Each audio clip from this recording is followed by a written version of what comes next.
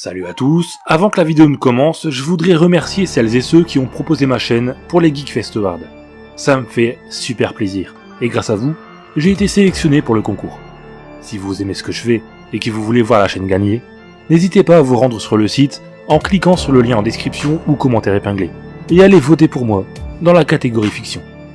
D'abord, ça me ferait énormément plaisir de gagner ce concours, mais également, je serai invité dans un des festivals du Geekfest en fin d'année, et on pourra se rencontrer. Et c'est quelque chose que j'adorerais. Pouvoir mettre des visages sur des pseudos, ce serait super. Donc n'hésitez vraiment pas à voter pour moi. Vous pouvez voter toutes les heures, donc si vraiment vous voulez me soutenir, vous pouvez vraiment me bombarder de votes. Voilà, je vous laisse et je remercie déjà celles et ceux qui ont déjà voté. Et je remercie celles et ceux qui vont le faire. Je vous souhaite une excellente vidéo.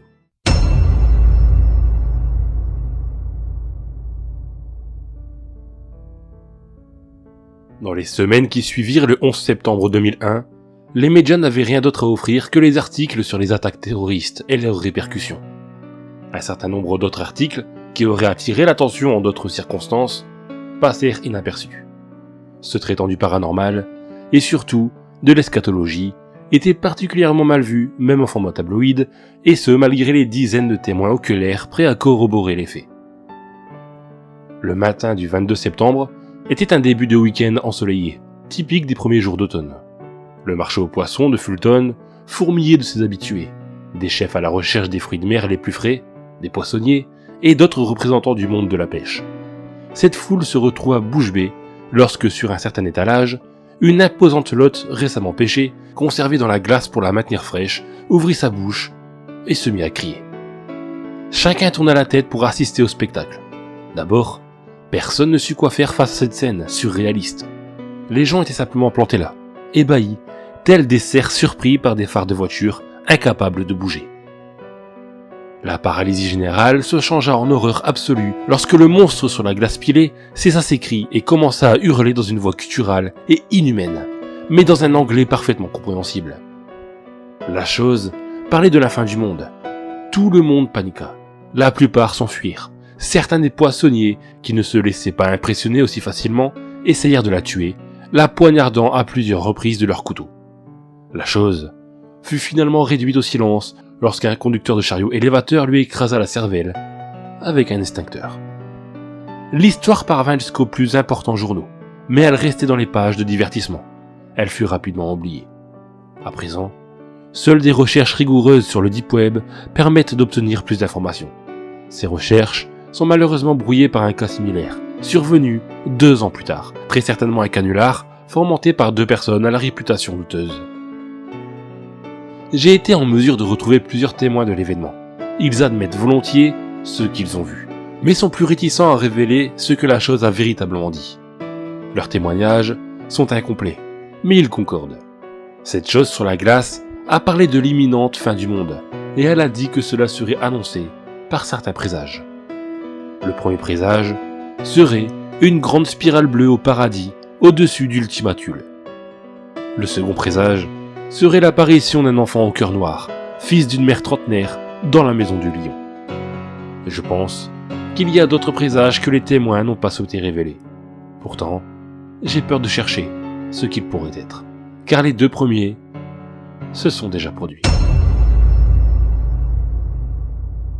Il fait nuit. Et par la même occasion, il pleut. Les éléments sont déchaînés ce soir de pleine lune, alors que tout était paisible, il n'y a même pas 2 heures. La maison dans la forêt est éclairée. Une famille est à l'intérieur, la mère et ses 2 enfants mâles. Ils attendaient que la tempête passe, le bruit des gouttes martelant le toit dans un fracas digne d'un titan. Les enfants étaient effrayés, la mère vint les consoler, leur disant que dès le lendemain, toutes les peurs disparaîtraient. C'était sans compter l'arrivée d'un homme, vêtu d'un long imperméable noir et portant un sac sur son épaule. Il s'approcha de l'habitat, allumé d'une vive lumière réconfortante par les membres de la famille, mais qui ne peut le protéger face aux dangers qui arrivent à leur porte. L'homme s'approche de la maison, saisit la poignée de la porte, l'ouvrit entièrement, et entonna de sa voix grave « Chérie, je suis rentré. » Le père, chasseur, rapportait un magnifique daim qui passait par là. La femme, folle d'inquiétude, se jeta dans ses bras, suivie par les enfants. La créature était belle, tellement que la famille a décidé de la découper et de la déguster dès le lendemain. Ils laissèrent donc l'animal dans le salon, comme une sorte de trophée, et allèrent se coucher après que le mari ait avalé sa délicieuse soupe aux tomates. C'est dans le calme inquiétant que la créature posée sur la table se réveilla. Elle mit ses 4 pattes sur le sol et examina les alentours pour évaluer la situation.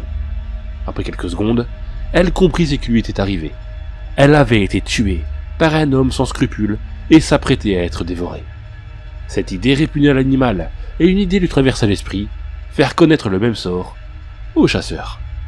Le daim grimpa les escaliers le plus délicatement du monde, même si celui-ci grinçait sous ses pas. Il ne réveilla aucun des membres de la petite famille. Arrivé devant la chambre des parents, il entrouvrit la porte afin de savoir si l'une des armes du tueur était présente. Ce qui fut le cas. Le daim établit alors son plan d'action et après quelques minutes, se mit à refermer la porte, tant bien que mal en silence, et attendit le moment où il serait prêt. Le père de famille endormi rêvait que sa chance perdure des semaines entières, allant jusqu'à ramener 3 cerfs, 10 lapins et un castor.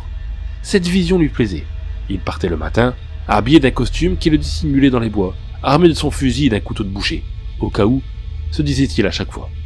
Il partait la journée dans la forêt, parfois pendant des heures, jusqu'au moment où un animal croise sa route. Et le soir, il rentrait manger un festin, récompense d'une telle journée d'effort, autour de sa famille. Il aimait sa vie telle qu'elle était. Il se disait qu'il allait apprendre à ses fils l'art de chasser, un jour peut-être. Il sourit dans son sommeil, sourire qui ne dura pas.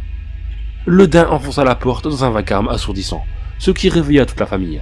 Il fonça, les bois en avant, vers le père. Il esquiva de justesse. Le lit partit en miettes. Heureusement, la femme réussit à s'en sortir. L'animal recula et s'orienta vers l'homme, paniqué. Il battit du sabot et chargea une nouvelle fois. Le chasseur n'y a pas survécu. Il est à présent empalé sur les bois de la créature folle. Cependant, elle n'était pas satisfaite pour autant. Il fallait qu'ils meurent tous. Le daim se retourna. Personne. La femme s'était enfuie en pleurant son mari. La bête se jeta alors sur les enfants, une chambre plus loin, et les frappa à coups de patte sur un mur jusqu'à ce que mort s'ensuive. Même si la femme n'était plus là, le daim était satisfait. Il avait vaincu son tueur et détruit ce qui lui était cher. Ne croyez jamais que dès qu'un être meurt, c'est toujours définitif. Il se passe parfois des miracles que même la mort n'a pu prévoir. En temps normal, Nelson, mon petit orc, adore se promener. En fait, à chaque fois que je m'approche de la porte, il me saute dessus pour que l'on fasse sa sortie quotidienne. Même si je n'aime pas trop ça, je me force à la faire. Vous voyez, j'essaie d'être un bon maître pour mon chien. Oui, je sais que ce n'est pas bien vu par certains d'avoir acheté un chien sans vouloir le promener, mais voilà, je suis seul depuis des années, et psychologiquement, j'avais besoin d'un peu de compagnie. Enfin, tout ça pour dire que ces derniers jours, Nelson refuse catégoriquement de sortir. Alors au début, je pensais qu'il n'en avait juste pas envie, qu'il faisait trop froid, ou tout simplement qu'il était malade. Mais pourtant, il a l'air d'aller bien, et il ne semble pas avoir quoi que ce soit. Ce type de comportement m'étonne venant de sa part. Je me demande s'il n'y a pas une chose qui lui fait peur dehors. Vous savez, on dit que le chien voit les fantômes, non? Alors peut-être qu'il en voit un, et que ça l'effraie. Après, c'est vous le vétérinaire, vous le savez sûrement mieux que moi. Surtout que quelques jours avant, on m'avait fait jurer de lui faire de l'exercice régulièrement. Alors depuis, je me sens un peu forcé de le sortir. Donc j'essaye, même s'il ne veut pas. Et je ne vais pas vous cacher qu'à chaque fois, le chien traîne de la patte et ne veut pas avancer. Par conséquent, je tire fort sur la laisse pour qu'il me suive. Mais pour tout vous dire, à la longue, c'est vraiment fatigant. Et puis quand je croise d'autres passants, vous pouvez être certain qu'ils me lanceront des regards pleins de mépris. Comme quoi je ne sais pas dresser mon chien et blablabla. Tous des connards quoi. Pardon pour la vulgarité. Et comme si ça ne suffisait pas, l'autre jour, des mouettes ont attaqué Nelson. Et si, je vous jure, au début, je les voyais seulement rôder autour de lui. Mais là, tout à coup, elles ont commencé à charger vers lui pour lui donner des coups de bec, comme si elles voulaient le manger. À ce moment-là, je ne vous dis pas ma colère.